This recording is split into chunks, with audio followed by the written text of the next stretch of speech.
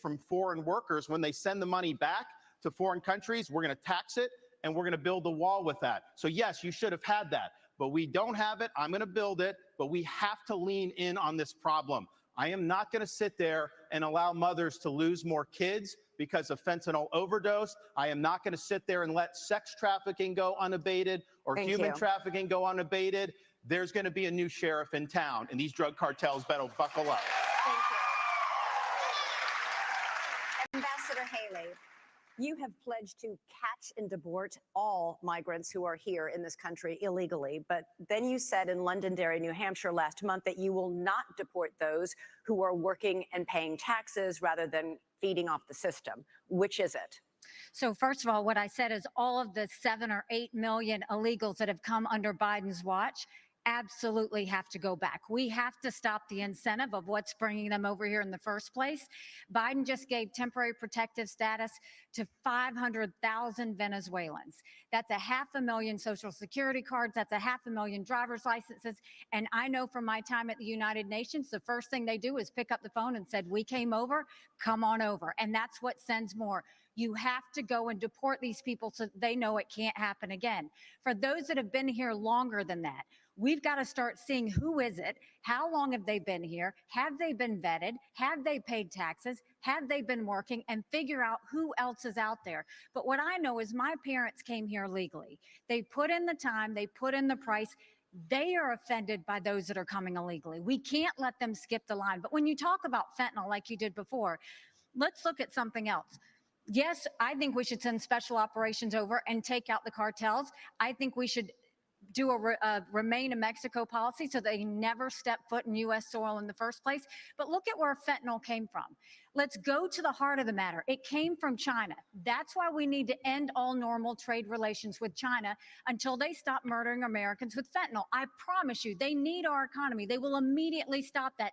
But this is where Trump went wrong. Trump was good on trade, but that's all he was with China. Because here he allowed fentanyl to continue to come over. He continued to allow them to he would give them technology that would build up their military and hurt us.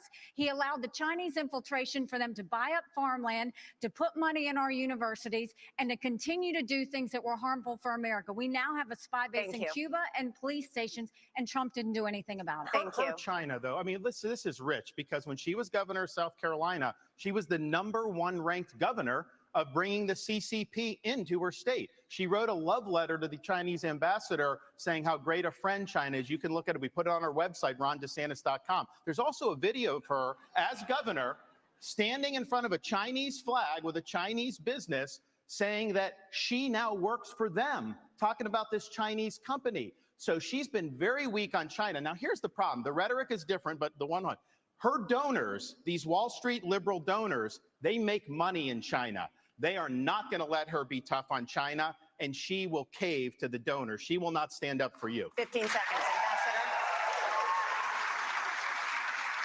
First of all, he's mad because those Wall Street donors used to support him, and now they support me. The second thing is he has a company, a Chinese company, UGAS, that he just did a rally there last year. They have given you $340,000 in campaign donations between them and their employees. They are tied to the Communist Chinese Party. Jinko Solar is another one.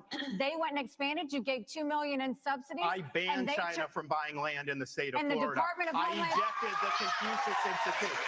Nikki Haley brought Confucius Institutes to the universities in South Carolina. That is not true. I ejected them. So I have a record of standing up and do what's right. And here's the thing. You have a record of lying. She's trying to say things like that. Even the liberal media groups that usually if I say the sky is blue, they'll fact check me and say that's wrong. They looked at her charges. They said it was totally false, that they could not find one instance of me recruiting a Chinese business coming to Florida. You know why? Because we never recruited any Chinese businesses to the state of Florida. Thank you. Thank you. Mr. Ramaswamy, over the past year, fentanyl has killed more than 75,000 Americans, 1,000 of them right here in Alabama. You have vowed to use the military to, quote, annihilate drug labs inside Mexico, something the president of Mexico said would be a hostile act. But fentanyl can easily be made anywhere, and labs that are shut down can easily and quickly be replaced. Are your tough enforcement policies offering false hope to a country racked by addiction? To the contrary, I don't think it's going to have to come to that if we deal with the actual demand side problem that we also have in this country. I mean, the easy part is talking about how we're going to use our military to secure the border. I will, and I believe that everybody else wants to do the same thing. But the harder part is dealing with the crisis of purpose and meaning, the mental health epidemic raging across this country like wildfire. And there's a reason why after the opioid crisis, you see fentanyl. And even after we get fentanyl, and we are going to be sure to make sure we do it, this one is worse for many reasons. They're illegally lacing it into pharmaceuticals, so it's more dangerous. But we're deluding ourselves. The real false promise here is thinking that we're going to have dealt with that underlying mental health epidemic in this country by just dealing with the demand side of it. But I want to get back to this issue of the root cause, because a lot of these are coming from labs in Wuhan, China, of all places. Drug materials that are going to the Mexican drug cartels that they're pumping across that southern border like a modern opium war. I think it is going to take a U.S. president that's going to have a very different conversation with Xi Jinping than what Joe Biden just had in California. I will tell Xi Jinping, you will not only not buy land in this country or donate to universities in this country, U.S. businesses won't expand into the Chinese market until they're playing by the same set of rules. And the same country that's putting fentanyl into illegal pharmaceuticals in Mexico, it's no coincidence, is the exact same country that also unleashed hell on the world with the COVID-19 pandemic. We also have to hold them accountable with every financial lever that we have available. That is what it actually means to stand with a spine. And you mark my words, if we're willing to stand with the spine, China will absolutely have to fold because they're in a tougher spot than we are. And then we're back to playing by the same set of rules. Thank you, Mr. Ramaswamy. Thank you. Let's talk about the economy. Ambassador Haley, homeownership has always been part of the American dream, but it's increasingly out of reach for younger Americans. This year, mortgage rates reached 30-year highs. Home prices have risen $190,000 over the past decade. Is this the free market at work? Or should the federal government do something to make homes more affordable? Well, first of all, I mean, you're exactly right. My daughter just got married, and I saw how hard it was for her and her husband to buy a home. Right now, the average homeowner in America is 49 years old. You've got young people everywhere. That used to be the American dream, and now it's out of reach. But you look at what happened. You first of all look at what the Fed did. The Fed did a terrible job when they allowed all of that money to go through. You saw the Treasury bond rates go up. That affected mortgage rates, that affected automobile rates, that affected insurance rates. And so now we have a high interest rate. You've got a supply issue. Ask any builder. The supply issues have continued to be there. That's caused the rate to go up. And then you've got insurances that have gone up. And so what you have is a lot of younger people who, one, can't afford a home, but two, the banks aren't lending them any money. They've made the regulations so hard that they don't want to give loans on mortgages anymore. So what we have to do is we have to open it up. We have to, one, grow our economy so that people have more money in their pockets. We've got to look at the supply chain and make sure that we are funneling that so that builders don't have to sit there and go overseas to find things. And then we need to make sure that we really stop paying down this debt, make sure that we stop the borrowing, stop the spending. I'll veto any spending bill that doesn't take us back to pre-COVID levels, because our kids are not going to forgive us for all the spending that happened. And as much as everybody wants to talk about how Donald Trump had a good economy, $9 trillion in debt, he did just in 4 years. And we're all paying the price of that, including those mortgage prices. We're going to come back to President Trump, I promise. Governor DeSantis, the latest News Nation Decision Desk poll found that inflation tops the worries of American voters. 61% say they're very concerned, and the working class is hardest hit. Economists say this was fueled by a glut of federal spending. The Biden administration has added $6 trillion to the national debt so far, but President Trump wasn't exactly a penny pincher. His administration added $7.8 trillion. Do Republicans, including President Trump, share the blame for inflation? And what concrete steps would a President DeSantis take to help Americans make ends meet? The borrowing, printing, and spending of money was both parties in Washington, D.C. That's just a fact. These Republicans in Washington have spent. It's driven your prices higher, and it's driven your interest rates to the point where you can't afford. I met a young fella in Iowa. He had graduated college a couple years ago, and he's like, Governor, I don't have a chance. I'm gainfully employed. He's like, I have no chance to afford a home and start a family. That is taking the American dream away from people. So we're going to get the inflation down. We're going to get the interest rates down. We are going to reduce spending, and I will be willing to veto, and I vetoed a lot as governor of Florida, and we'll do that. We're also going to open up all of our domestic energy for production, lower your gas prices, lower the price of fuel. That's going to help the economy. It also help jobs, and we'll do it. But, you know, another thing that's burdening young people are these student loans. Now, I don't support having a truck driver having to pay a student loan for someone that got a degree in gender studies. That is wrong. We should not have taxpayers do that. What I'm going to do, though, is I'm going to get to the root cause of the problem. These student loans are going to be backed by the universities because they need to have an incentive to produce gainful employment for people. They should not be indulging in ideological studies. They should be focusing on things that work. And we're going to take some of this money and we're going to move it to actual vocational training. In Florida, we doubled apprenticeships. We have more truck drivers. These are in-demand skills. Don't let anybody tell you that the only way you can be successful is through a 4-year brick and ivy degree. That's one way you can be. It's not the only way. And we're going to fix that problem in the United States of America. Mr. Ramaswamy, you praised cryptocurrency like Bitcoin as an opt-out from our, quote, broken financial architecture, and you oppose efforts to regulate it. The head of the largest international crypto exchange just pleaded guilty to allowing his platform to launder money for terrorists, including Hamas. You say your cryptocurrency plan will, quote, ensure economic freedom for Americans, end quote. Won't it also ensure economic freedom for fraudsters, criminals, and terrorists? Look, fraudsters, criminals, and terrorists have been defrauding people for a long time. Our regulations need to catch up with the current moment.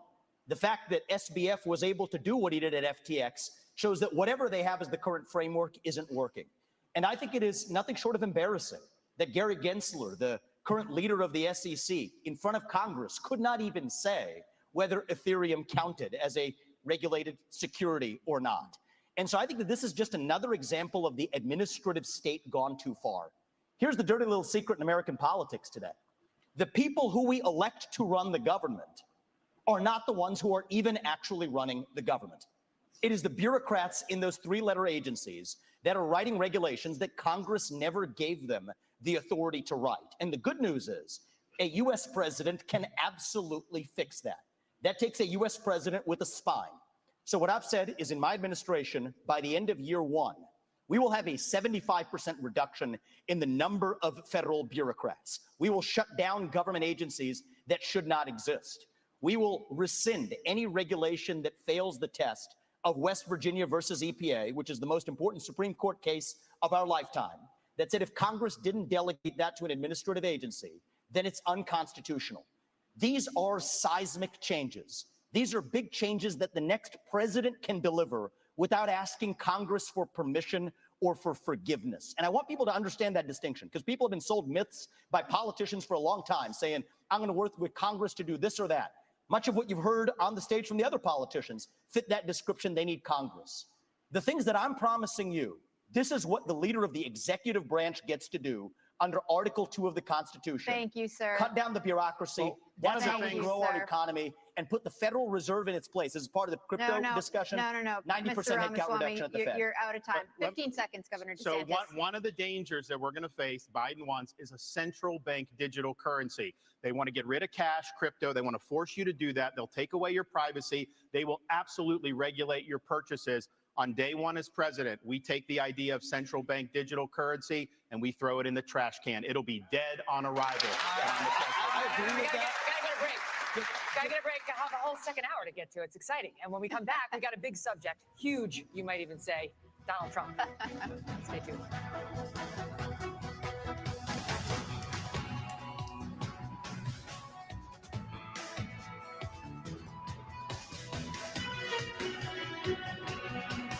News Nation tomorrow.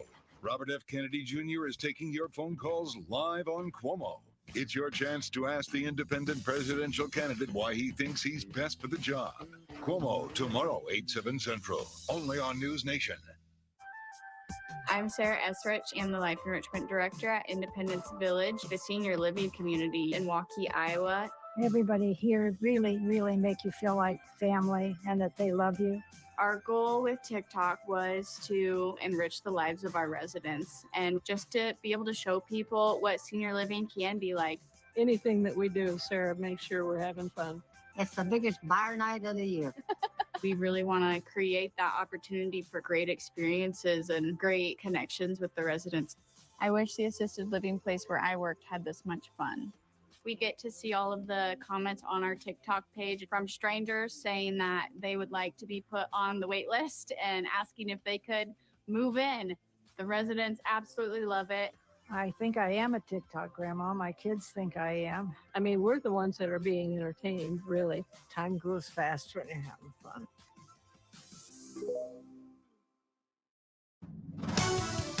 Have you heard? Sling TV offers the news you love for less.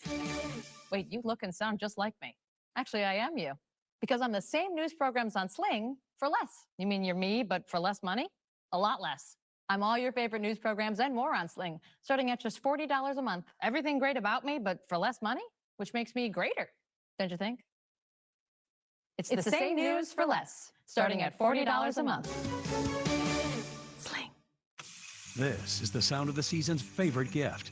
Right now, Omaha Steaks is offering the favorite gift package that includes 4 of our famous fork tender filet mignons, 4 air-chilled boneless chicken breasts, burgers, franks, sides, and desserts, all for just $89.99. That's 66% off. Order now to include 4 more burgers free. This exclusive TV offer is our best of the season, and it won't last. Order today at omahasteaks.com/TV. I love this. Icy hot. Ice works fast. Heat makes it last. Feel the power of contrast therapy. So you can rise from pain. Icy hot. At Consumer Cellular, you get the same exact coverage as the largest carriers for up to half the price. That's Barbara? Sorry, I was muted. That's amazing. I know, right? I'm Sherry. I'm John. I'm a pharmacist. As we were starting to age, it's like, well, how can we help our cognitive abilities? We saw Prevagen. I did read the clinical study and went ahead and gave it a try. I feel that Prevagen is helping me with overall clarity. And as a pharmacist, I've recommended it to not only just customers, but also to friends and family as a product to try. Prevagen, at stores everywhere without a prescription. All right, moments ago, history was made. Check out this headline right here. Until News Nation arrived, cable news viewers had no real option but to turn to outlets which regularly play to the far left and far right. Not tonight. One thing about you all are straight down the line. This is what's going on. This is the reality, and it is a very real humanitarian issue down here. Those of us in what I call the marginalized moderate majority don't operate that way. Well, what am I getting wrong? Your BS meter's one of the best. We believe in trying to come together to find solutions when we disagree. I'm liking the new you, by the way. No, it's not the new me, Cuomo. It's a little bit the new me. It's not. Our audience is growing for a reason. It is something I am truly thankful for. I consider our mission to be vital for our country.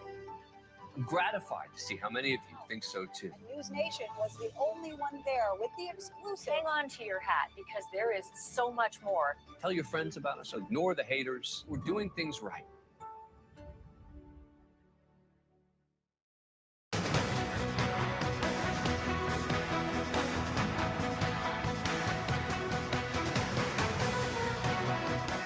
Welcome back, everyone. So you've all spent a lot of time criticizing each other on this stage, as Governor Christie pointed out, and less so for most of you on the front runner in this race, Donald Trump.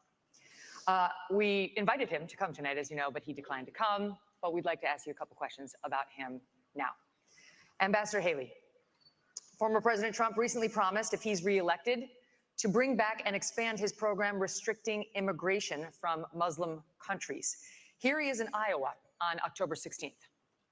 No longer will we allow dangerous lunatics, haters, bigots, and maniacs to get residency in our country. We're not going to let them stay here. If you empathize with radical Islamic terrorists and extremists, you're disqualified. You're just disqualified.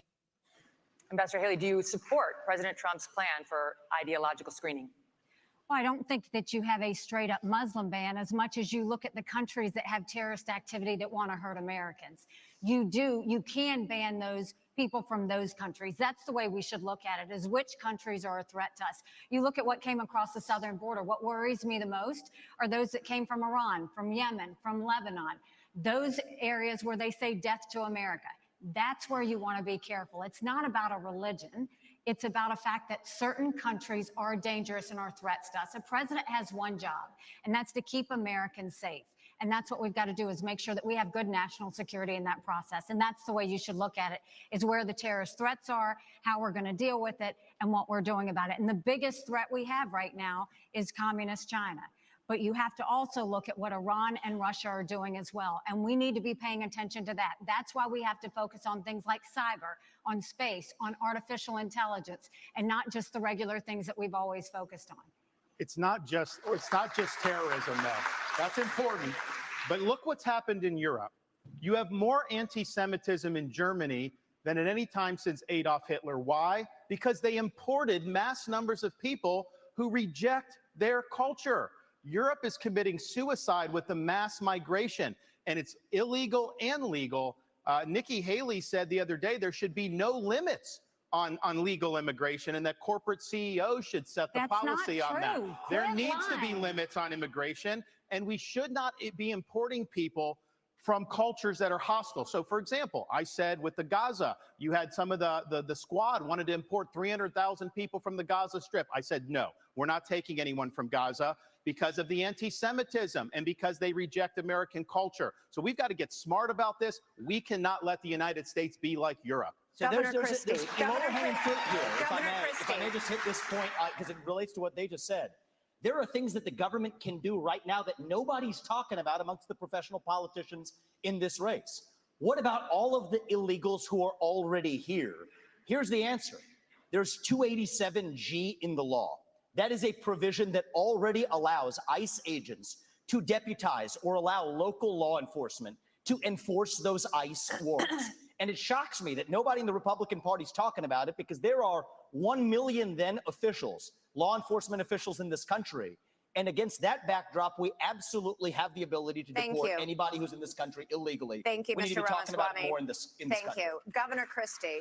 I actually did that as governor of South Carolina. Governor Christie asked last night in Iowa whether he would be a dictator if he wins a second term in office. Donald Trump quipped, no, quote, except for day one, promising to seal the southern border. He has also pledged to begin the largest deportation operation in American history, saying that migrants are, quote, poisoning the blood of our country. He has pledged to round up and expel an estimated 11 million undocumented immigrants in the United States. What do you make of that plan? I think it's completely predictable. I mean, look, he's made it very clear. There's no mystery to what he wants to do. He started off his campaign by saying, I am your retribution. 8 years ago, he said, I am your voice. This is an angry, bitter man who now wants to be back as president because he wants to exact retribution on anyone who has disagreed with him, anyone who has tried to hold him to account for his own conduct. And every one of these policies that he's talking about are about pursuing a plan of retribution. And yet, at the first debate, my three colleagues on this stage, when asked if he would be convicted of federal felonies, would they still support him, raised their hand, looked into the camera, and let everybody know that they would still support him, even if convicted of federal felonies. Federal felonies, by the way. Federal felonies which involve our election process, federal felonies which involve the most sensitive of our governmental secrets, federal felonies where he instructed others to commit crimes, folks who are now agreeing to go to jail because of what they did in his name. So do I think he was kidding when he said he was a dictator? All you have to do is look at the history. And that's why failing to speak out against him, making excuses for him, pretending that somehow he's a victim, empowers him. You want to know why those poll numbers are where they are? Because folks like these three guys on the stage make it seem like his conduct is acceptable. Let me make it clear. His conduct is unacceptable. He's unfit, and be careful of what you're going to get, If you ever got another Donald Trump term, he's letting you know, I am your retribution. He will only be, Elizabeth, he will only be his own retribution. He doesn't care for the American people. It's Donald Trump first. Thank you, Governor Christie. Governor DeSantis. Governor DeSantis. Thank you. Thank you. Governor DeSantis. Donald Trump would be older on day one of his second presidency than Joe Biden was on day one of his first. You have said Trump is not the same man he was when he ran in 2016. Your campaign is running ads showing Trump confused. And you have said he has, quote, lost the zip on his fastball. You seem to be saying Donald Trump is no longer mentally fit to be president. Is that what you think? Look, he is showing father time is undefeated. The idea that we're going to put someone up there that's almost 80 and there's going to be no effects from that, we all know that that's not true. And so we have an opportunity to do a next generation of leaders and really be able to move this country forward. We also need a president that can serve 2 terms. I don't think Donald Trump, I think he's going to have, I don't think he'd be able to get elected. The Democrats want him to be the nominee. We see that. They are going to turn the screws the minute, if he got the nomination, but do you think he's mentally fit to be president? I think we need to have somebody younger. I think when you get up to 80, I don't think it's a job for that. But let me just respond to some of the things there. Look, the media is making a big deal about what he said about some of these comments. I would just remind people, that is not how he governed. He didn't even fire Dr. Fauci. He didn't fire Christopher Wray. He didn't clean up the swamp. He said he was going to drain it. He did not drain it. He said he was going to build the wall and have Mexico pay for it. We don't have the wall. He did say in 2016 he'd have the largest deportation program in history. He deported less than Barack Obama did when Barack Obama was president. So some of these policies he ran on in 16, I was cheering him on then, but he didn't deliver it. Here's what I can promise people. 100% of the things I promised as governor, I delivered on those promises. I beat the left time and time again, and that's what I'll do for you as president. We got to start winning again as a party. Yes, win the election, but we've got to start getting these issues. I will go in and wreak havoc on this bureaucracy. You will see people fired, and we are going to bring a reckoning for how this government handled COVID-19. Here's what irritates Now, Chris, you had your chance to wax eloquent on Donald Trump. You've been doing it all this whole race. Why doesn't he just answer the question? The question was very direct. Is he fit to be president or isn't he? The rest of the speech is interesting, but completely non-responsive. And if we were in a courtroom, they'd strike the answer and say, Governor DeSantis. No, they wouldn't. They would say that you're a smart man. No, they would. No, they wouldn't. They would Chris. strike the answer no, they wouldn't. because you're not answering it. You just don't like. You have your thing. Is he fit or isn't he? No, I don't have my thing. We don't. He's the thing. Is he fit or isn't he? Do you're talking about him being 80 years old. It doesn't mean that somebody couldn't get elected. That's up to the people to decide. Ron, is he fit or isn't he? Ron, I think we have an opportunity to do somebody who is in the prime of their life. We don't have to worry about all this stuff with confidence. We can get it done, and we'll do it. I'm going to come to you. Finish. Look, Father Time is undefeated. I don't know how he would score on a test, but I know this. We have an opportunity to nominate someone and elect someone for 2 terms who's going to be spitting nails on day one and for 8 years deliver you big results. We should not nominate somebody who's almost 80 years old. Okay. He's afraid to answer. No, I'm not. You have to either you're afraid or you're not listening. No, it's not. There's a simple question. Is he fit? Nobody can hear this. No one can hear you. They can't hear you. You finish and then you get it back. All right. Look, I'm a simple guy. Okay, I hear the question and I answer it. Is he fit or isn't he? I'll concede you're fit, Ron. You're a new generation. You're 44 years old. I wish I was still 44 years old. Okay? 45. So, well, congratulations. I'd still take 45.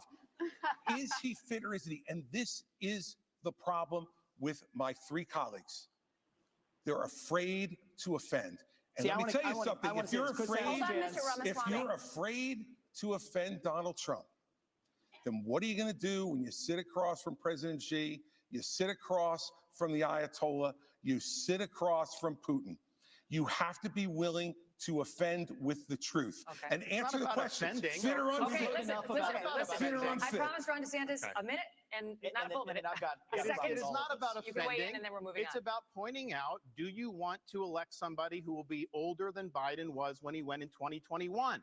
I don't think he's as bad as Biden was at all, but I do think that over a 4-year period, it is not a job for somebody that's pushing 80. We need somebody that's younger. We need somebody that's going to be able to go in there and clean house on day one and do it for 2 terms. And I'll be able to here's do my that. issue with all 3 of my other colleagues on this debate stage, is all 3 of them have been licking Donald Trump's boots for years for money and endorsements. Ron DeSantis, you've been a great governor, but you would have never been one without actually begging Donald Trump for that endorsement. And you attacked him in your book a year ago. Same thing with Chris Christie as a lobbyist, begging them for COVID money for his special interests in New Jersey, prepping him for the debates last time around.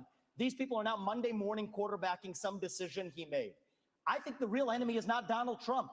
It's not even Joe Biden. It is the deep state that at least Donald Trump attempted to take on. And if you want somebody who's going to speak truth to power, then vote for somebody who's going to speak the truth to you. Why am I the only person on the stage, at least, who can say that January 6th now does look like it was an inside job, that the government lied to us for 20 years about Saudi Arabia's involvement in 9/11, that the Great Replacement theory is not some grand right-wing conspiracy theory, but a basic statement of the Democratic Party's platform, that the 2020 election was indeed stolen by big tech, that the 2016 election, the one that Trump won for sure, was also one that was stolen from him by the national security establishment that actually put up the Trump-Russia collusion hoax that they knew was false. There's a reason why I'm the only person on the stage who can say these things. That's what it's going to take, not people who are licking his boots one time and now Monday morning quarterbacking and criticizing him when it's convenient. Governor Christie. You do not favor a ban on trans medical treatments for minors, saying it's a parental rights issue. The surgeries done on minors involve cutting off body parts at a time when these kids cannot even legally smoke a cigarette. Kids who go from puberty blockers to cross-sex hormones are at a much greater likelihood of winding up sterile. How is it that you think a parent should be able to okay these surgeries, never mind the sterilization of a child? And aren't you way too out of step on this issue to be the Republican nominee? No, I'm not. Because Republicans believe in less government, not more. In less involvement with government, not more in government involvement in people's lives. And you know what, Megan? I trust parents. And we're out there saying that we should empower parents in education. We should empower parents to make more decisions about where their kids go to school. I agree. We should empower parents to be teaching the values that they believe in their homes without the government telling them what those values should be. And yet we want to take other parental rights away. I'm sorry. As a father of 4, I believe there is no one who loves my children more than me. There's no one who loves my children more than my wife. There's no one who cares more about their success and health in life than we do. Not some government bureaucrat, not some, you look at these jokers down in Congress. It takes them 3 weeks to pick a speaker, and up until 2 days ago, they couldn't promote somebody in the military in the United States Senate who earned their new rank. And we're going to put my children's health and my decisions in their hands for them to make those decisions, for Joe Biden to make those decisions, for me and for my wife. Let me just say this. This is not something I favor. I think it's a very, very dangerous thing to do. But that's my opinion as a parent, Megan. And I get to make the decisions about my children, not anybody else. And every parent out there who's watching tonight, you start to turn over just a little bit of this authority, the authority they're going to take from you next, you're not going to like. I'll stand up for parents each and every time. So there are laws banning smoking or drinking by a certain age. Hold on. Let me tell you something. I have a follow-up question for him, and you guys are going to get to weigh in, okay? Here's my follow-up question. You talk about parental rights. Let's talk about them. When you were governor in 2017, you signed a law that required new guidelines for schools dealing with transgender students. Those guidelines required schools to accept a child's preferred gender identity, even if the minor's parents objected. Not true. And it said that there is no duty for schools to notify parents if their son or daughter changes their gender identity, allowing this serious issue to remain a secret between the school and a child. How is any of that pro-parental rights? By the way, that's simply not true. You're doing what you accuse me of, Chris. It is absolutely true. That's simply not true. That's simply not true. That law was put into effect in 2018 and regulated in 2018 after I was out of office, Megan. No, we did not, Megan. We did not issue those guidelines, and you're wrong about that. Simply wrong. I have stood up each and every time. So I think if this On is one school issue choice- that's disqualifying, it's this one. I stood up every single time for parents to be able to make the decisions for their minor children. But parents, Every single time, parents should make those decisions. And by the way, you know what? Every once in a while, parents are going to make decisions that we disagree with. But the minute you start to take those rights away from parents, you don't know that slippery slope, what rights are going to be taken away next and you what's do going to be not imposed have, on as you. a parent, you do not have the right to abuse your kids. This is cutting off their genitals. This is mutilating these minors. These are irreversible procedures. And this is something that other countries in Europe, like Sweden, once they started doing it, they saw it did incalculable damage. They've shut it down. I signed legislation in Florida banning the mutilation of minors because it is wrong. We cannot allow this to happen in this country. And I know Chris disagrees with me, and I think he has an honest position. Nikki disagrees with me. She opposes the bill that we did to ban that. She said law shouldn't get involved with it. You said the law shouldn't get involved with it. She also, though, I think, and this flows from what she did as governor of South Carolina, they had a bill to try to say that men shouldn't go into girls' bathrooms. And she killed that bill, and she bragged that she killed that bill. Even to this day, she bragged that. I don't think men should be going into little girls' bathrooms. I think it's wrong, and I think we have every right to protect them from that. Yeah. I am going to come to you. I promise in a second. So quickly. I think the North Star here is transgenderism is a mental health disorder. We don't let you smoke a cigarette by the age of 18. We don't let you have an addictive drink of alcohol by the age of 21. And I just challenge Ron DeSantis to go one step further and support what I think is clearly within the authority to do using federal funds, just like Reagan did in '84, for the Highway Act that said the minimum drinking age needs to be 21. We can do the same thing when it comes to banning genital mutilation or chemical castration. Okay. I know Ron's been unclear on that on the federal Haley. level. I'm crystal clear. That's where I stand. Got it. That's a mental health disorder. That's where we need to be at. Go ahead. So first of all, Ron has continued to lie because he's losing. No, it's not a just, lie. You are lying. You so said first it on tape. So first of all, I will say that when I was governor, 10 years ago, when the bathroom situation came up, we had maybe a handful of kids that were dealing with an issue. And I said, we don't need to bring government into this, but boys go into boys' bathrooms, girls go into girls' bathrooms. And if anyone else has an issue, they use a private bathroom. Now, 10 years later, we see that this issue has exploded. And this shows how hypocritical Ron continues to be. When he was running for governor and they asked him about that, he said he didn't think bathroom bills were a good use of his time. You can go look that up. I signed a bathroom bill in Florida, so But that's you obviously not true.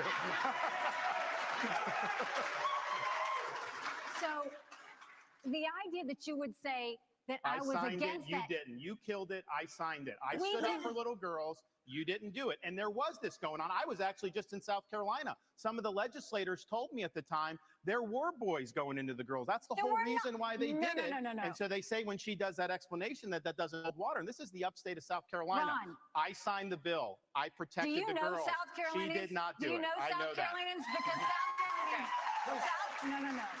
You are not going to talk about my state like that because I will tell you for a fact, South Carolinians never allowed that to happen, and we did not have that issue at the time. What I have always said is boys go into a boys' bathroom, girls go into a girls' bathroom. But hold on one second. I also say that biological boys shouldn't be playing in girls' sports, and I will do everything I can to stop that because it's the women's issue of our time. And I signed legislation to protect women's sports. I actually get this stuff done. You got it.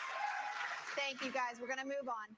Mr. Ramaswamy, when discussing your Hindu faith in September, you seemed to take a shot at Ambassador Haley, who is also Indian American and who converted to Christianity as an adult.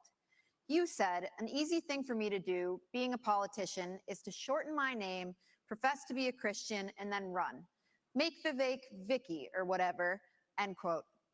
Are you questioning Nikki Haley's Christian convictions? And why has your campaign made a point of referring to Ambassador Haley by her given first name, Nimarata, even though she's gone by Nikki for her whole life? Well, my whole deal is if Nikki Haley, of all people, should know how to pronounce my name correctly, the rest of the news media can learn it.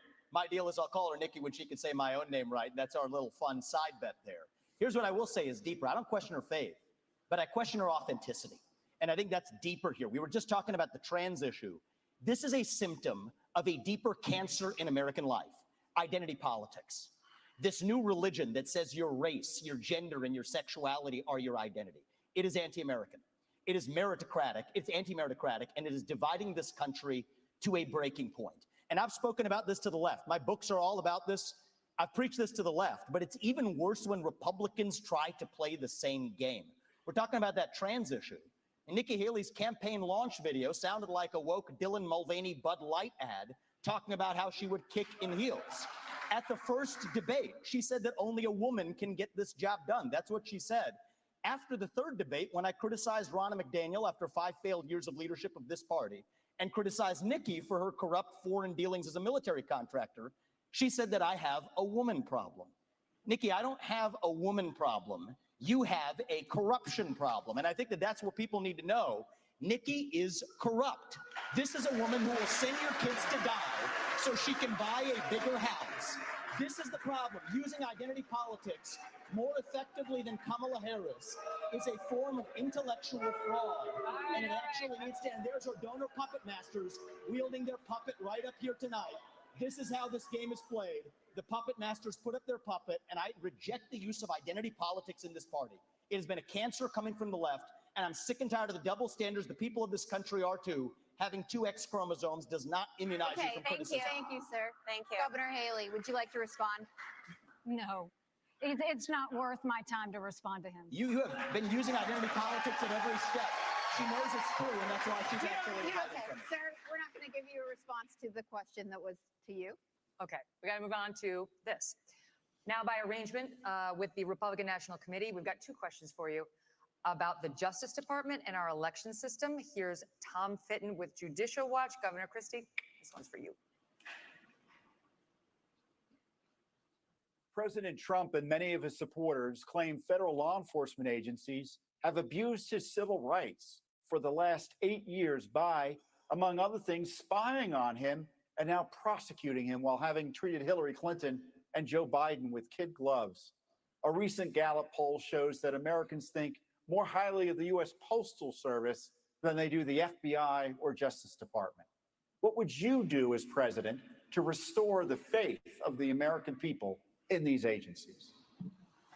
Well, first off, I'm the only person on this stage who's actually done a job in the Department of Justice. I was the U.S. Attorney in New Jersey in the 5th largest office in this country, appointed by President Bush on September 10th, 2001. And it was an extraordinary time in this country to be on the front lines of fighting the greatest attack against our country since Pearl Harbor. And I'm proud of the 7 years I spent in the Justice Department. And one of the reasons I am is because I had an Attorney General when I came in named John Ashcroft. And John Ashcroft stood up and told each and every one of us our job was to do one thing, to make sure justice was done every day, regardless of partisanship, regardless of gender or race or any other consideration.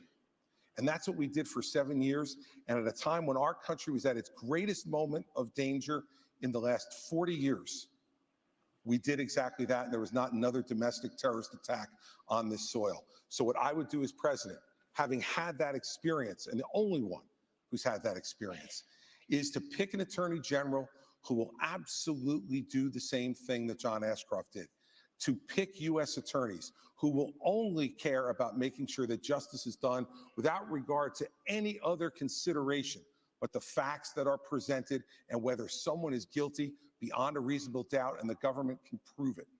We have had attorneys general like Eric Holder and Loretta Lynch and Jeff Sessions, and now our current attorney general, who have not met that standard. And the only way you restore people's faith in the justice system is to put someone like that in charge of the Justice Department, and then as president, to get the hell out of the way on anything that involves criminal investigations. If a president's involved in trying to do something and put their thumb on the scales, Donald Trump says he will do, that makes people much less likely to believe our justice system can be fair. Thank you. Thank you. Governor DeSantis, next one's for you. Back to Tom Fitton. Many Republicans are concerned about the legitimacy of elections. A federal judge just ruled that Pennsylvania must count undated mail-in ballots, and unlike Alabama, many states still don't require any identification to vote. What should states do now to increase election integrity and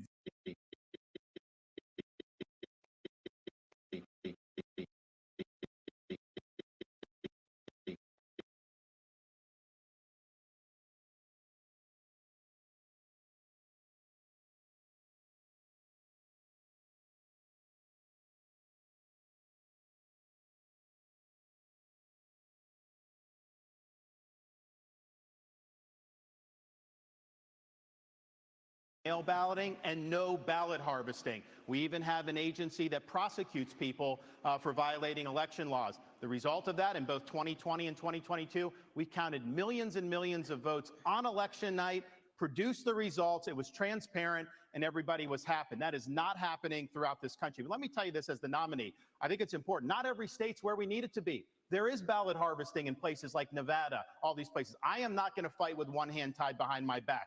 I'm going to have organizations in all the swing states. If they're harvesting, we're harvesting. If they're Zuckerbucks, we're Zuckerbucks. We are going to exploit whatever the rules are. I favor changing the rules to be like Florida and some of the other states that have done a good job. But until then, we have to do that. And then just on the Justice Department and FBI. I mean, I remember being, in Iraq working with FBI on the ground and being, and then I was a special assistant. I used to have such a high regard for these agencies. What they did to Donald Trump with the Russia collusion was one of the biggest abuses of power in the history of our country. These agencies need to be cleaned out. With me, you'll have a new FBI director on day one. We're going to clear out the DOJ, the IRS, all these places. Buckle your seatbelts. There's going to be a new sheriff in town. Thank you. All right, we got to do a quick break. We're going to come back in 1 minute. China up next.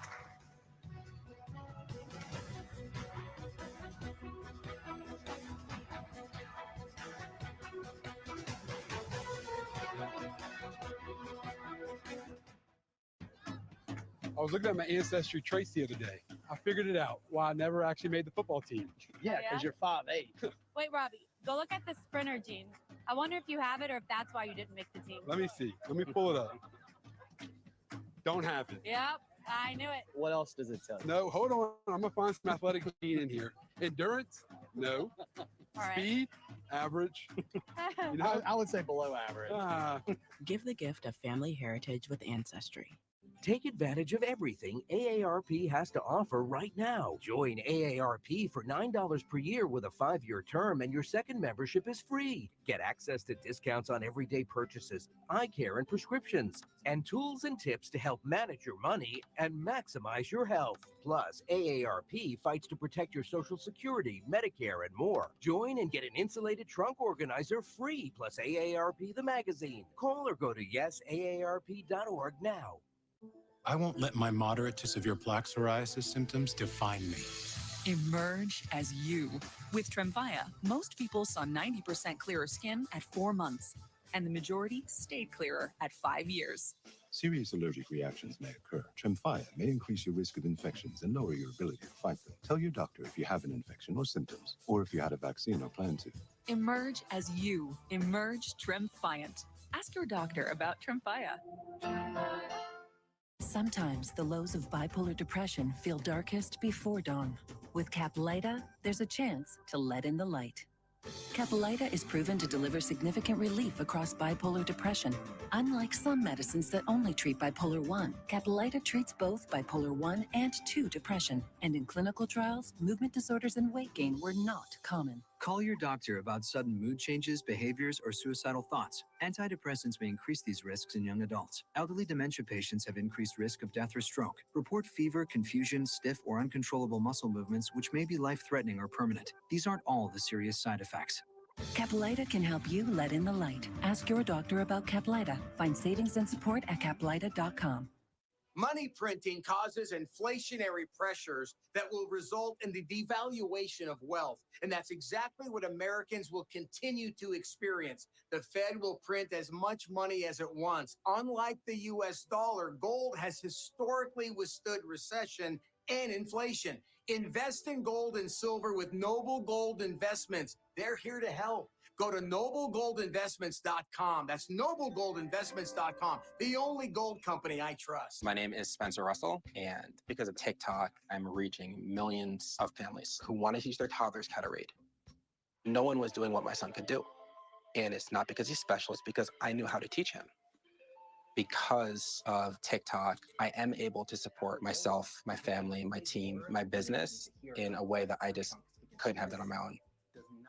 When a kid learns how to read, doors open. They can access the world around them in a way that only readers can. Tuesdays, this was like a complete game from them. Only on the CW. You want to know what time it is? Into the end zone! Time to play some football. Don't miss Inside the NFL. Everybody's making plays. Every Tuesday night, we come here to make a statement. This was a defensive win. We play a physical brand of football. Let's go! Inside the NFL, this Tuesday at 8/7 Central on the CW. This week, you know the crowd is ready. CW Courtside Saturday is back with a can't-miss doubleheader. First, it's a battle in Blacksburg when Virginia Tech hosts Valpo. Then, it's showtime in Cameron. Preseason All-American Kyle Filipowski leads number 22 Duke as they welcome Charlotte. You know the crowd is ready. CW Courtside Saturday. It all tips off this week at 12 Eastern, 9 Pacific.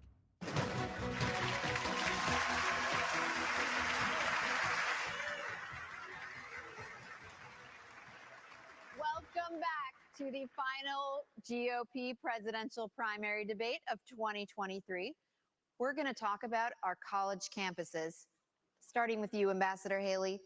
House Republicans yesterday hauled elite university presidents up to Capitol Hill to answer for the displays of anti-Semitism on college campuses.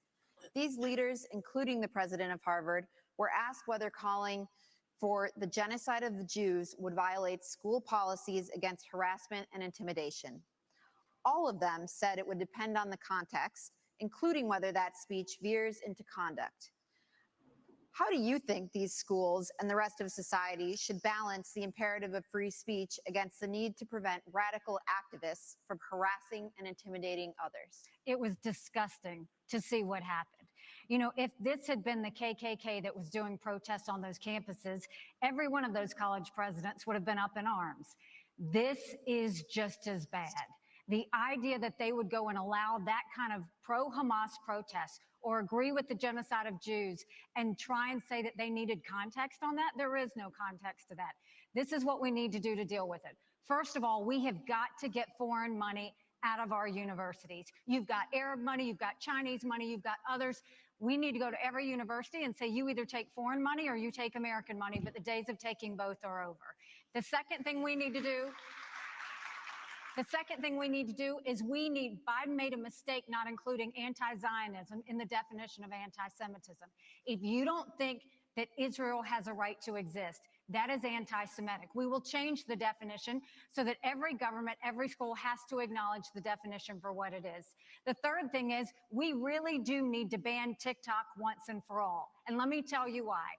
For every 30 minutes that someone watches TikTok every day, they become 17% more anti-Semitic, more pro-Hamas based on doing that.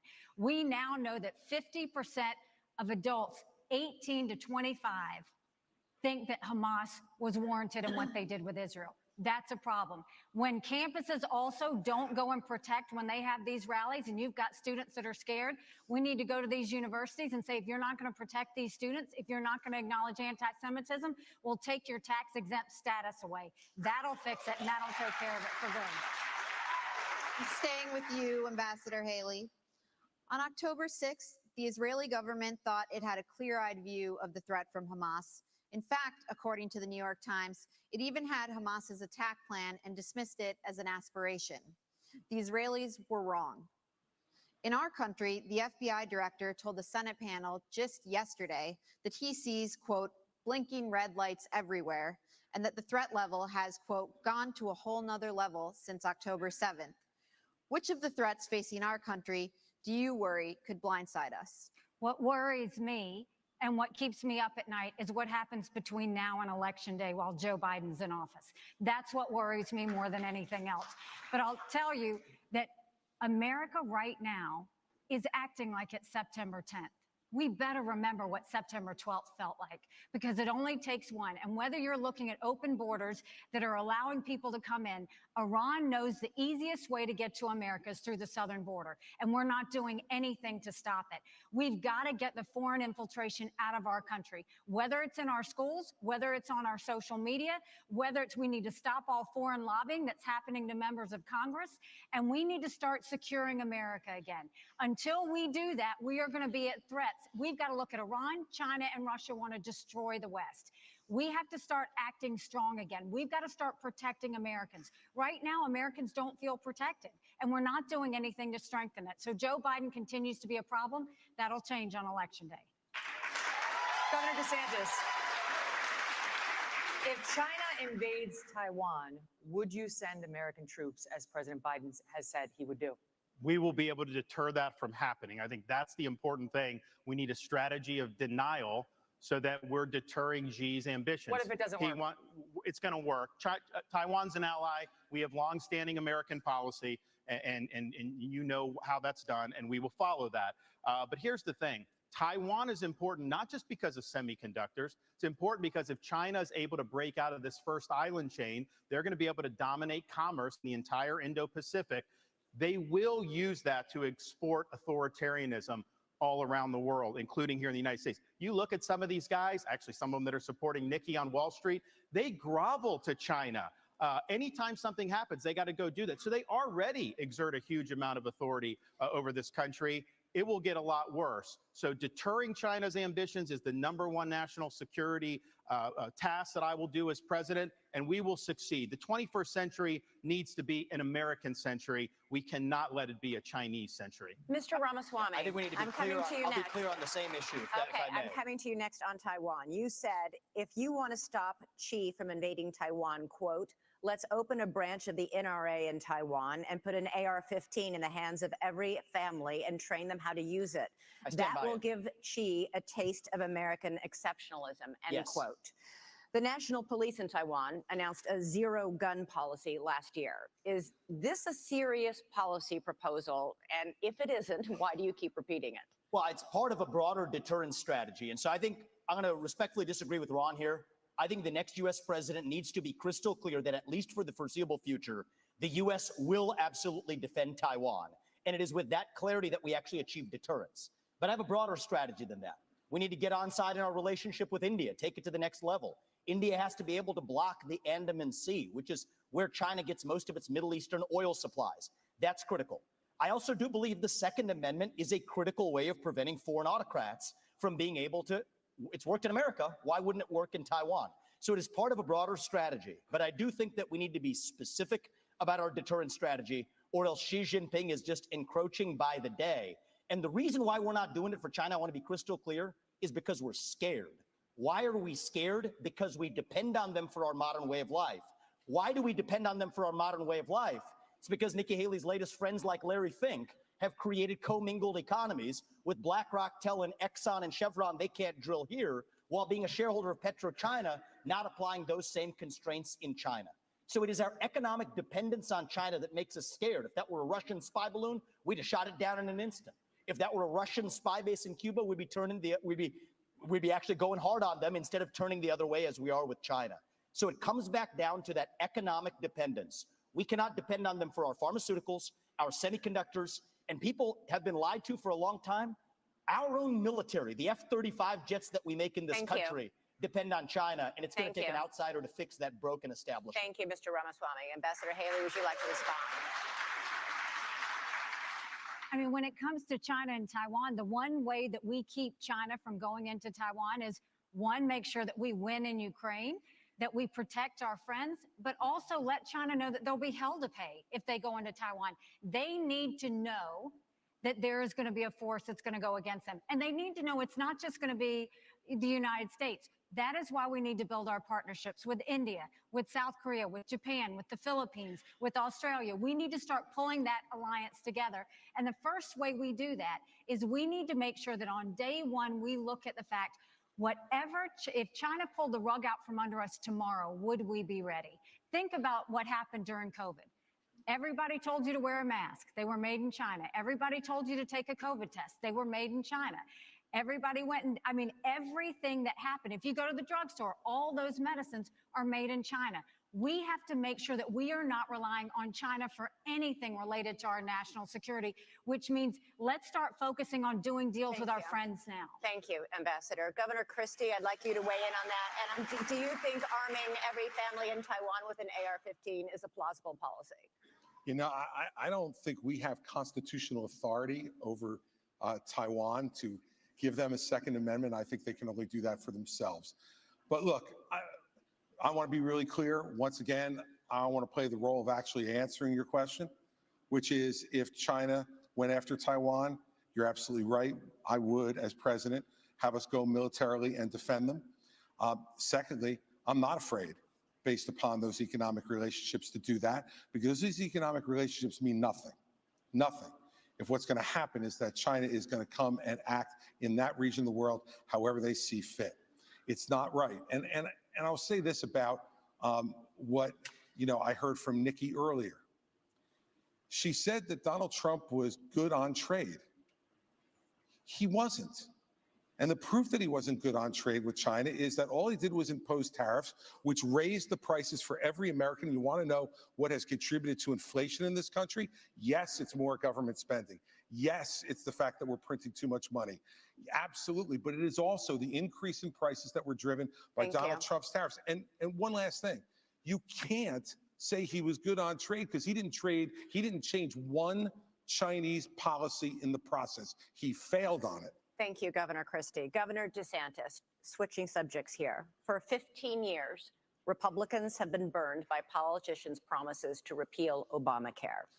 Trump repeatedly promised to replace it with, quote, something terrific, but failed to propose anything. You're now promising something better, but Florida has more uninsured people than almost any other state. Why should Americans trust you more than any other Republicans who've disappointed them on this issue? Well, I think we have millions of Americans who do not have access to affordable health care. And it's not just getting some type of card and Medicaid, because a lot of times they don't even get access to doctors. You actually get access to care. The other thing is we have millions and millions of people who don't have access to good doctors and good hospitals. Florida did not expand Obamacare. I think the states that did that, I think are struggling financially. So that, yes, we declined to do that. And I don't think that that was the right policy to do. But we are going to go after the cost. You're paying too much for everything. We've actually addressed this in Florida in some ways, but you need price transparency. You need to hold the pharmaceuticals accountable. You need to hold big insurance and big government accountable. And we're going to get that done. I think it's very, very important economically. I think it's very, very important for the country that we get that done. Go ahead.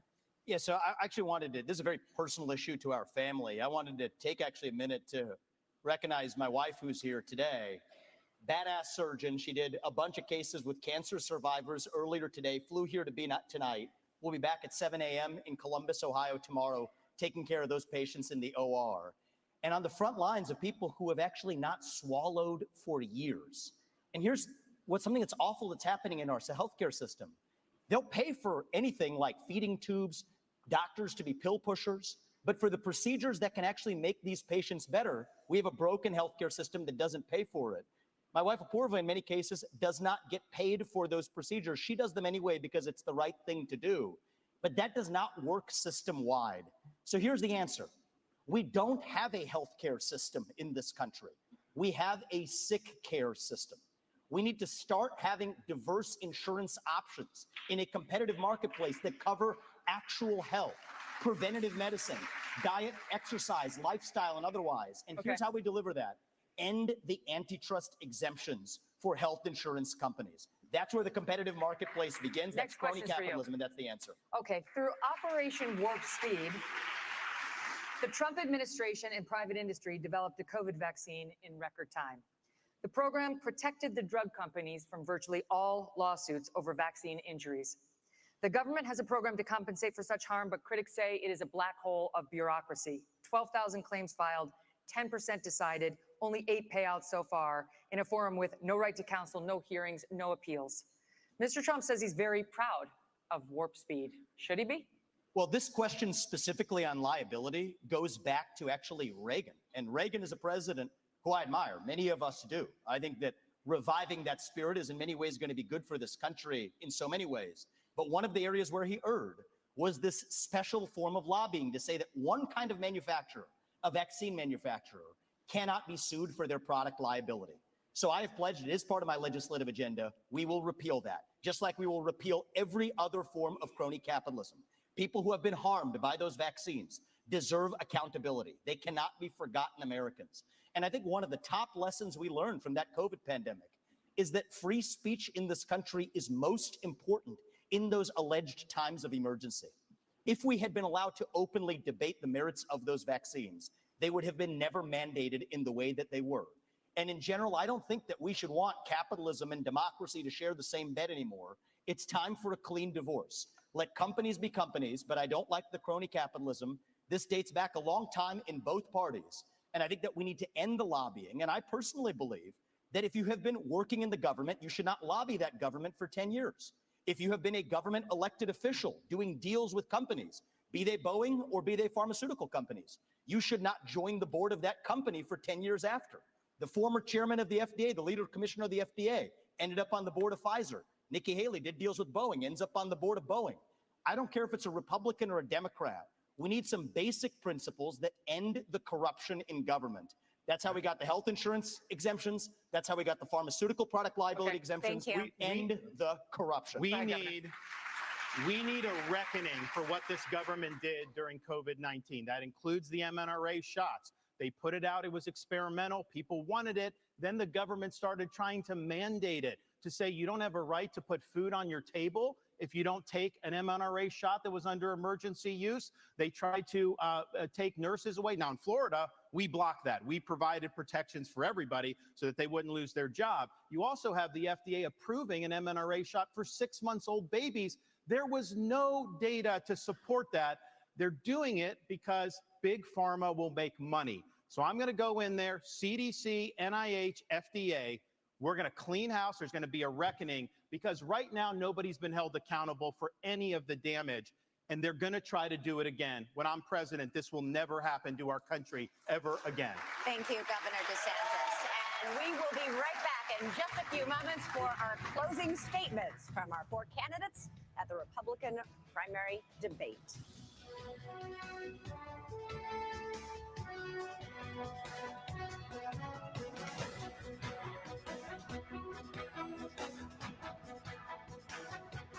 What a night we've already had, and we're just getting started. We are going to give you politics the way it should be done right here on the campus of the University of Alabama. The biggest moments, what they mean, all next on News Nation. I'm Patriotic Kenny. And hi, I'm Amanda. Kenny's the content, and I'm the creator from Patriotic Kenny on TikTok. Can I say something? I didn't know nothing about TikTok. And once I got involved with TikTok, I loved it. One day I had texted and hadn't heard back from him. And I got really worried. My scooter broke down. I went into a depression. Pretty sad. And I posted it to show that Kenny's not always happy. Within 24 hours, people had donated over $5,000. And within a week, people had donated $110,000. And Kenny hit 1 million followers. That moment was like, whoa. It only felt right to give back some mobility scooters to veterans. We decided to set up the Patriotic Kenny Foundation. It has changed my life tremendously. None of this would have happened without TikTok. Lactate is 100% real milk, just without the lactose. Delicious, too. Just ask my old friend Kevin. Nothing like enjoying a cold one while watching the game. Who's winning? We are, my friend. We are. Good morning with Vocalax. Good morning. Hey. Yeah. Try Vocalax Chewy Fruit Bites for fast and gentle constipation relief in as little as 30 minutes, making your good morning even better with Vocalax. Hi, friends. Michael Youssef here. Have you ever been rejected by someone you love? A parent, a child, or a loved one? It hurts, doesn't it? But to all who become God's sons and daughters, He has promised, I will never leave you nor forsake you. Will you come to Jesus today and surrender your life to Him? Come find one who will never leave you feeling rejected or alone. Visit findingtruepeace.com to find out more. Over 13 million Americans were affected by identity theft in 2022. Your information could be used to open loans, transfer home titles, or even commit crimes. I had almost 20 accounts opened in my name. It was terrifying. I never dreamed it would happen to me. Only LifeLock alerts you to the widest volume of threats all in one place. And if you're a victim, LifeLock works to fix it on your behalf, all backed by the $1 Million Protection Package. Enroll now. Travel, there is nothing like it. Dancing is my passion, but with my moderate to severe eczema, it hasn't been easy. Now, I'm staying ahead of it. Dupixent helps heal your skin from within, so you can have clearer skin and noticeably less itch. Serious allergic reactions can occur that can be severe. Tell your doctor about new or worsening eye problems such as eye pain or vision changes, including blurred vision, joint aches and pain, or a parasitic infection. Don't change or stop asthma medicines without talking to your doctor. Ask your doctor about Dupixent.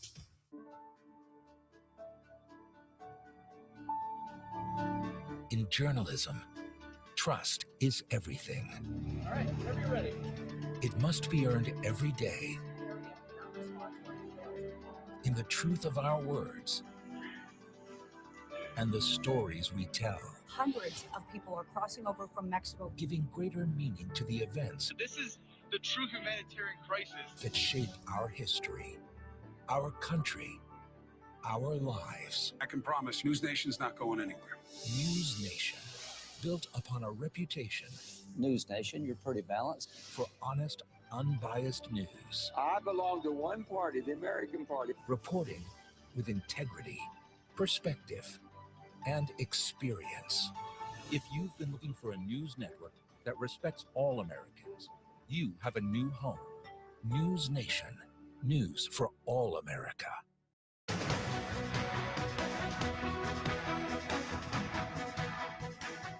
Welcome back to the News Nation Republican primary debate here in Tuscaloosa, Alabama.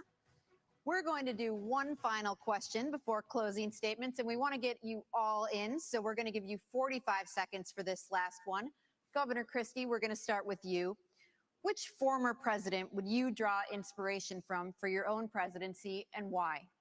I would draw inspiration from Ronald Reagan. In the last year, I've spent a lot of time writing a book about President Reagan that's going to be called What Would Reagan Do? That book's going to come out early in 2024. And what I learned more than anything else was that Ronald Reagan was a slave to the truth. Ronald Reagan stood up for the truth, whether it was popular or unpopular at the moment. In 1964, he stood up against the John Birch Society when it was very unpopular to the party to do it, but he would not put up with our party standing for lies and deceit, even if it gave him political progress. That's the kind of president that I will be, and I would draw that inspiration from the 40th president of the United States, Ronald Reagan. Ambassador Haley?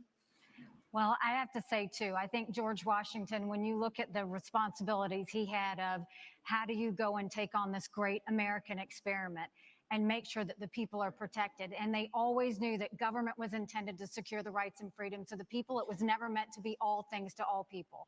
And then you look at Abraham Lincoln, and you look at the challenges, and you look at the division that happened in our country, and the ability to lead in spite of the loud noises and say, what will bring out the best in people to get us to go forward is always something that's important. And I think we need that now more than ever. Governor DeSantis. Reagan, Washington, Lincoln, excellent. One of the guys I'll take inspiration from is Calvin Coolidge. Now, people don't talk about him a lot. He's one of the few presidents that got almost everything right. He understood the proper role of the federal government under the Constitution. We need to restore the U.S. Constitution as the centerpiece of our national life, and that requires a president who understands the original understanding of the Constitution, who has a good sense of the Bill of Rights, and who knows how we've gone off track with this massive fourth branch of government, this administrative state, which is imposing its will on us and is being weaponized against us. So Silent Cal knew the proper role of the federal government. The country was in great shape when he was president of the United States, and we can learn an awful lot from Calvin Coolidge. Over to you, Mr. Ramaswamy, to conclude our history lesson. Sure. Well, I will say Ron picked a president who was born on July 4th. I'll pick one who died on July 4th. It's Thomas Jefferson. He was 33 years old when he wrote the Declaration of Independence. And you all are sitting on a swivel chair today. He invented the swivel chair while he was at it, while writing that Declaration of Independence. That's that founding spirit that we miss, that we're the pioneers, we're the explorers, the guy who sent him out on the Lewis and Clark expeditions. And I think a lot about what would Thomas Jefferson say to today's Republican Party. And I think one thing he'd remind us of, we haven't talked about it as much tonight, but I think it is one of the interesting ideological discussions we're having in our party is freedom of speech. You get to express your mind freely, no matter how heinous the opinion. Thomas Jefferson understood that. All right, He's an inspiration thank you, sir. Thank you, Mr. Ramaswamy. And believe it or not, it's time for closing statements. Governor Christie, would you like to begin? Sure, thank you. I want you all to kind of picture in your minds Election Day. You'll all be heading to the polls to vote, and that's something that Donald Trump will not be able to do because he will be convicted of felonies before then, and his right to vote will be taken away. You know, look, here's the bottom line. You can boo about it all you like and continue to deny reality. But if we deny reality as a party, we're going to have 4 more years of Joe Biden. When my colleagues here raised their hands and said they would support him, even if he was a convicted felon, the bigger problem with it is they were confirming the lies he's told to the American people. If you're too timid to take on Trump, believe me, others will see that timidity. Xi, Putin, and the Ayatollah, the border crossers on the southern border, and the criminals in our streets. They'll sense that timidity, and they'll take advantage of that failure of leadership. We need to get back to an old American idea that every person is responsible for their own conduct, even a president. I'll be the kind of president who has the humility that knows that you work for the people. It's not the other way around. I will earn your trust. I want to earn your vote. Thank you, Governor Christie. Mr. Ramaswamy? I'll use this to just address a topic we didn't talk about tonight, but I think is one of the most important topics that needs to be discussed. That is this climate change agenda that is shackling this country like a set of handcuffs. I said it at the first debate, and I stand by it. The climate change agenda is a hoax because it has nothing to do with the climate. That's what we have to see. 98% reduction in the climate disaster-related deaths in the last century. 8 times as many people are going to die of cold temperatures this year than warm ones. Yet against that backdrop, there's an issue coming up in Iowa. It's core to Iowa farmers. I met Kim Junker, Kathy Stockdale, and other farmers who are about to have a carbon capture pipeline built across their land using eminent domain to do it. That's unconstitutional and it's wrong. And if you thought COVID was bad, what's coming with this climate agenda is far worse. We should not be bending the knee to this new religion. That is what it is. It is a substitute for a modern religion. We are flogging ourselves and losing our modern way of life, bowing to this new god of climate, and that will end on my watch. It's the most critical issue that's coming up. Thank you. Thank you very much. Our country is in chaos. We see it on the southern border. We see it on our streets in our cities. We see it on college campuses. We feel it with our economy, with inflation and with debt. And we feel it around the world with wars in Europe and within the Middle East. We have to stop the chaos, but you can't defeat Democrat chaos with Republican chaos. And that's what Donald Trump gives us. My approach is different. No drama, no vendettas, no whining. I envision an America where we're protected from illegal immigration and Chinese infiltration. I envision an America where we unleash our economy and we reject socialism. But more importantly, I envision an America where we rediscover our national purpose and our pride. Thank you. I crushed Joe Biden in the polls. And if you give me this chance, we will crush him in November and take our country back. Governor. Go to Nikki Thank Haley. you, Ambassador Haley. Governor DeSantis.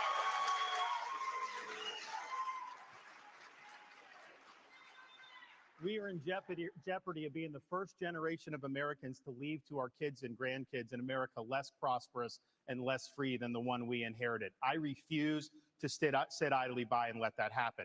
but we got to have people that are going to be willing to fight the people that are doing this to us. You can't be these establishment Republicans that just cave at the first sign of opposition. I'll fight for you. We also need to win again as a party. Yes, win the election, which we've struggled to do, but also win on these big issues. And nobody has defeated these people more than what I have done in the state of Florida on issue after issue. We have won, and we have won big, and that's what we'll do for you. We also need leadership. Leadership is not about doing what's easy. It's about being willing to set out that vision, knowing they're going to shoot arrows at you. They're going to come at you. I will fight the good fight. I will keep the faith, and I will finish the race. Thank you, and God bless you. Thank you, all of you. Thanks to all of you. Thanks for watching. Thank you, guys.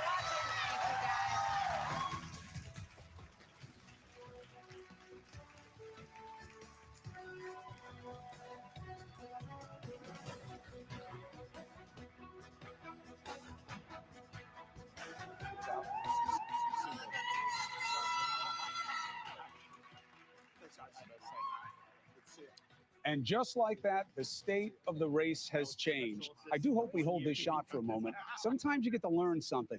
You saw Governor Christie go up and shake hands with Nikki Haley. She seemed to say something nice to him. A little bit of an exchange with DeSantis, polite enough. Nobody going up to Ramaswamy. Not a surprise after what we saw here.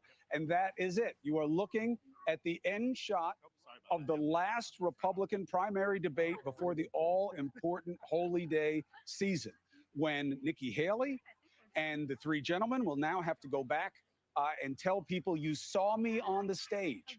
I am the one. If it's not Trump, then it's me. I'm Chris Cuomo. Thank you so much for staying with us here at News Nation. A big night, as promised. A lot of noise, a lot of heat. How much light, and how has the race changed? Very happy here to be giving you the after coverage. You saw Vivek Ramaswamy, former Governor Chris Christie, current Governor Ron DeSantis, and of course, Ambassador Nikki Haley. She said she felt that she was going to have a target on her back early on. She certainly did. But did it hurt her or help her with how she handled it? To discuss, the all-star panel is with me right now. Geraldo Rivera, Mick Mulvaney, Morgan Ortagus, and Sean Spicer. We're watching them continue to say goodbye. Nikki Haley is there. We'll keep watching this. I think before we get too far into the analysis of this, big winner tonight, News Nation. This was a top-notch professional debate. You think about how old this news organization is. I put these together for the RNC in 2015.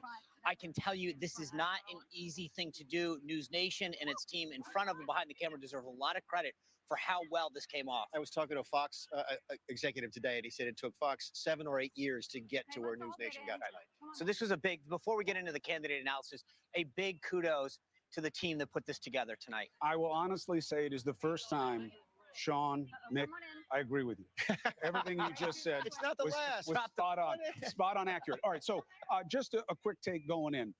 Was there a clear winner or loser for each of you? I'll start with you, Morgan, tonight. No, not a clear one. I think what happened is what I thought would happen, which is they all went after Haley, especially in the first hour.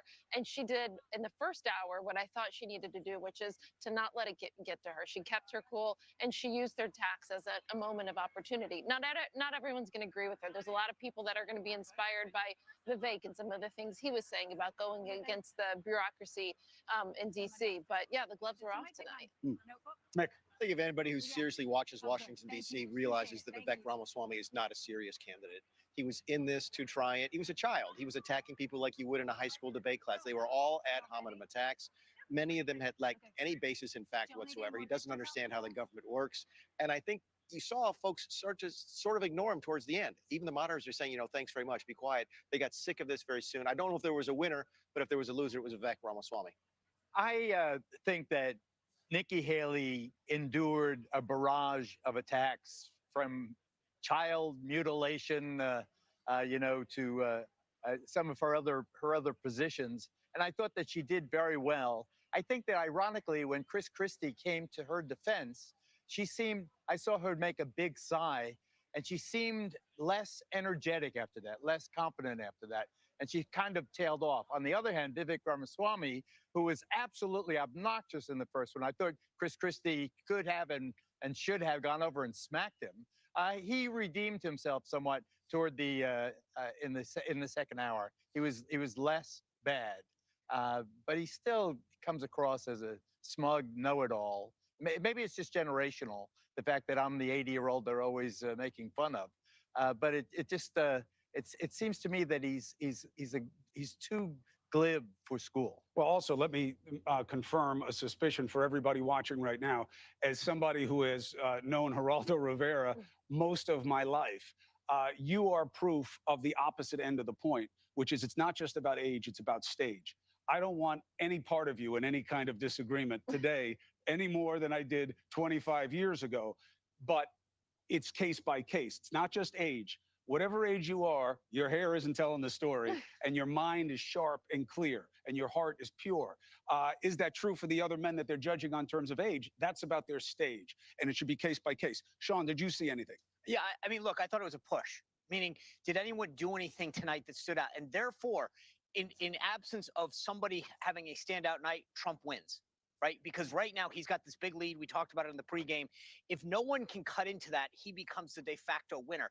There was no one tonight that stood out to the point where tomorrow morning, if there was a flash poll in Iowa, New Hampshire, you're going to see them move one way or another. Everyone did what they needed to do today, and therefore, I think it's literally a push. I am going to do something different for you. I am not going to shade the coverage by playing sound and baiting answers that let you understand what I thought. I'll just tell you, okay? I think this was the best night that Governor Chris Christie has had. I thought that he was communicating something that's really important to independent voters, which is I'm going to answer the questions. I'm going to tell you what they are. They're asking the questions. They take the time to think about them. I'll give you a straight answer. And I thought he handled himself better in that regard than he had in the earlier ones. My question mark is going to be about Nikki Haley. It's not easy. As we were talking before, if you watched our lead-up coverage, it's different when you're out there on the stage. Everybody's coming at you. You feel the pressure. You're worried about what this is doing at home. You don't know how you can control it.